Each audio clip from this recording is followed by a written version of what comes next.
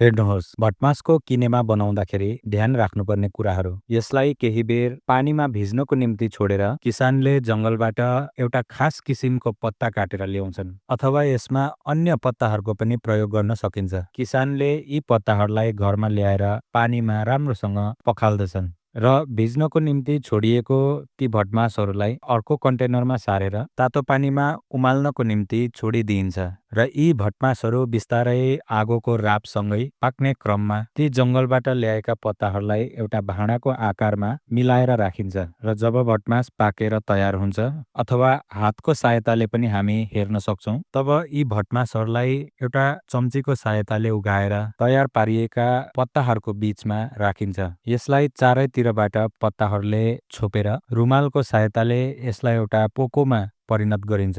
यो क्रम सकिनुको साथै त्यस पोकोलाई एउटा एकान्त ठाउँमा केही दिनको निम्ति छोडिदिइन्छ।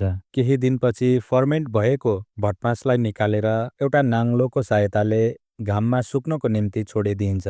जब यो सुकेर एउटा कालो दानामा परिणत हुन्छ, यसलाई उठाएर एउटा बट्टामा सम्हालेर राखिन्छ, जसले आउने दिनहरूमा सब्जीको आपूर्ति गर्नेछ। र यसरी तयार हुन्छ भटमासबाट किनेमा र किनेमाबाट एउटा सुक्खा दाना।